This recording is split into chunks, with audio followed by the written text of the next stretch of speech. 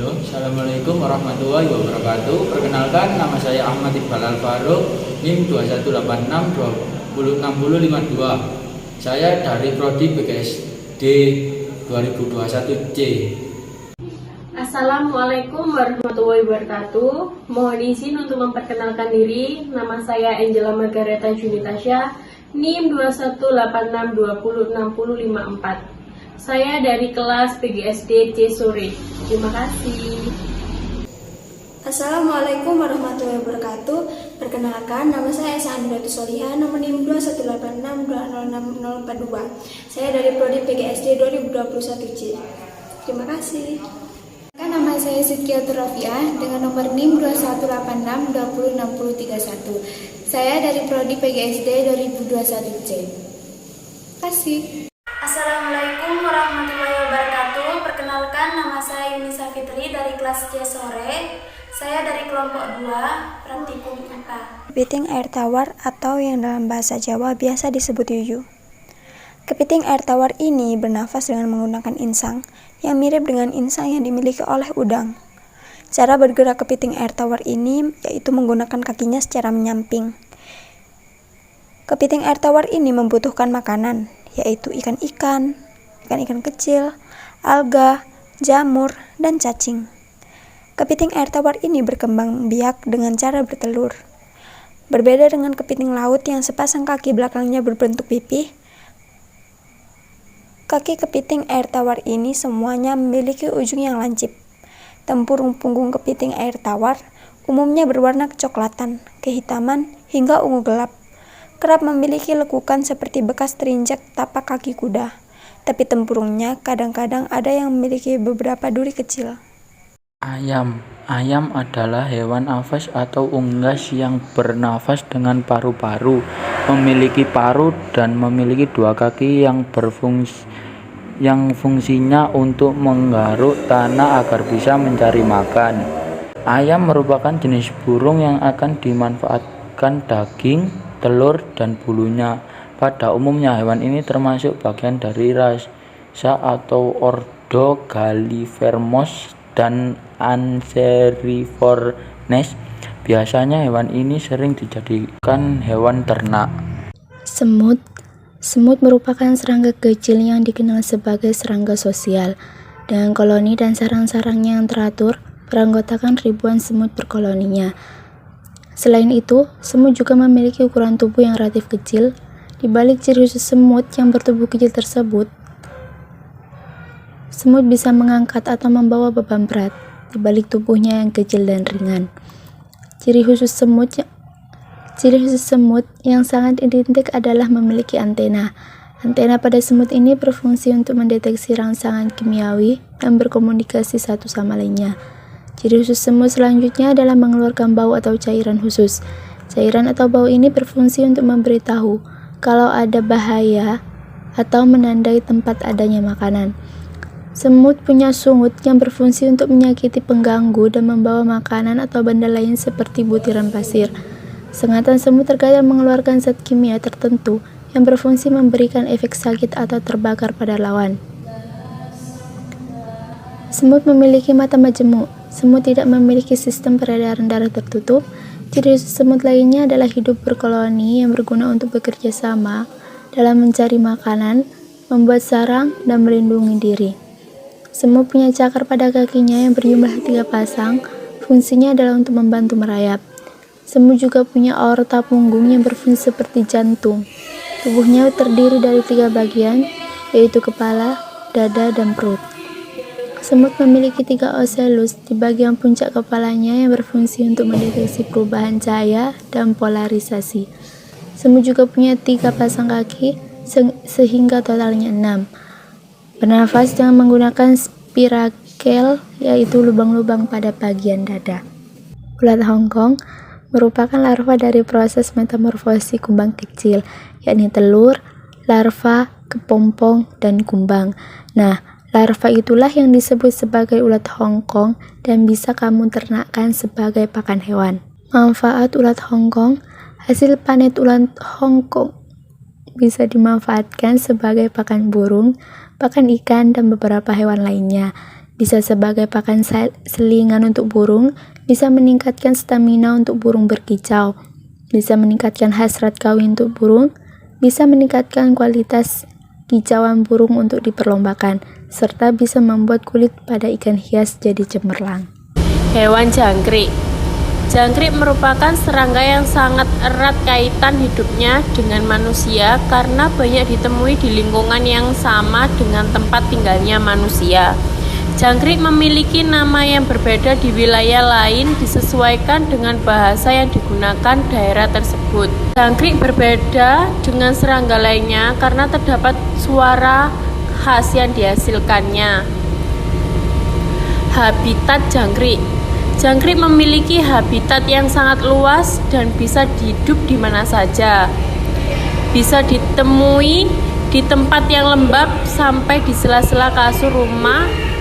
Apabila rumah Anda berada di daerah yang penuh dengan hutan, daerah persawahan, daerah pantai, daerah gunung juga menjadi habitat jangkrik. Kura-kura adalah hewan bersisi berkaki 4 yang termasuk golongan reptil, di mana bangsa hewan ini disebut dengan Testudines. Ini khas dan mudah dikenali dengan adanya rumah atau batok yang keras dan kaku. Batok kura-kura ini terdiri dari 2 bagian. Bagian tubuh kura-kura selalu memiliki fungsi. Berikut ini merupakan bagian tubuh kura-kura dan fungsinya. Yang pertama, leher kura-kura yang berfungsi untuk menggerakkan bagian kepala. Yang kedua, kaki kura-kura memiliki fungsi untuk berjalan dan berenang di air. Yang ketiga, mulut atau moncong berfungsi untuk berburu makanan dan memakannya. Yang keempat, matanya berfungsi menjadi sensor dan untuk melihat. Yang kelima, hidung berfungsi untuk sensor bau dan juga untuk proses respirasi. Dan yang terakhir, ekor menjaga keseimbangan kura-kura. Sedangkan ciri-ciri kura-kura, yang pertama, bagian dada dan juga punggung kura-kura selalu berada di dalam tempurung. Tentunya kita sebagai pencinta hewan juga akan mengetahui jika salah satu ciri tersebut mampu dimiliki oleh kura-kura.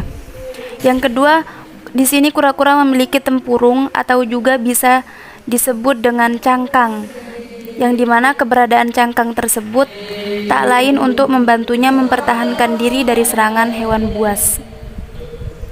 Yang ketiga, selain tempurung, pada bagian atas tubuhnya kura-kura ia juga memiliki sebuah plastron, di mana plastron ini berada di bagian bawah perutnya. Sama halnya dengan tempurung, plastron juga memiliki sifat yang begitu keras. Ikan.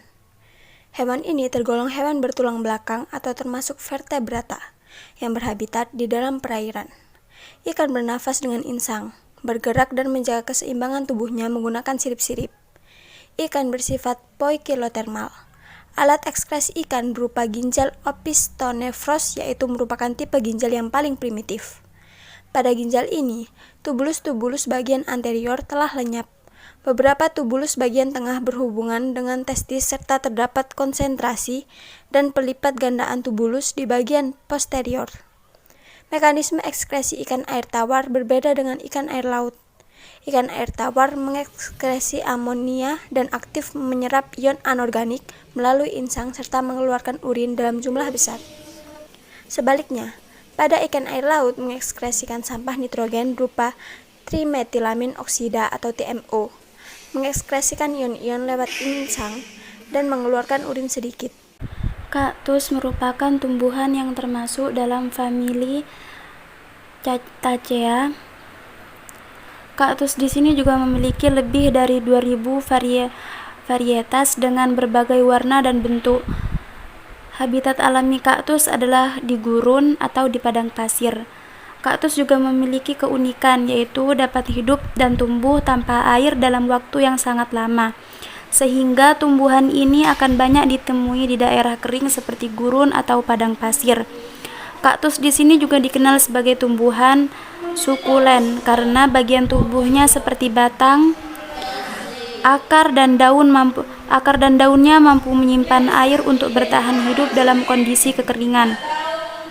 Akar kaktus di sini juga sangat panjang dan melebar sehingga mampu menambah daya serap air untuk disimpan dalam batangnya. Bunga, ciri dan fungsi pada bagian.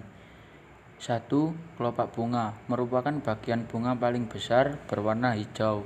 2. Mahkota bunga merupakan bagian bunga yang terletak di dalam kelopak bunga, besar dan indah, tersusun bertumpuk-tumpuk. 3. Benang sari merupakan bagian dari bunga yang terletak di mahkota bunga.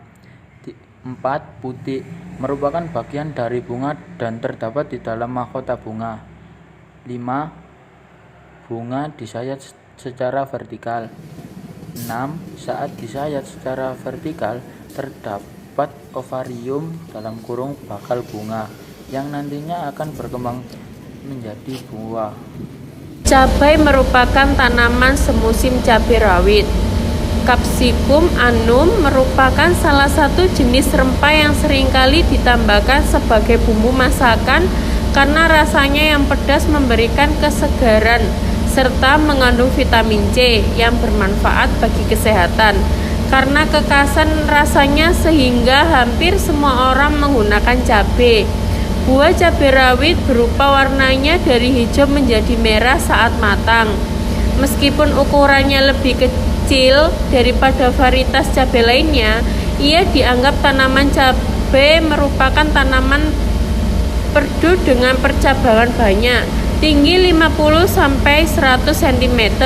Batangnya berbuku-buku atau bagian atas bersudut.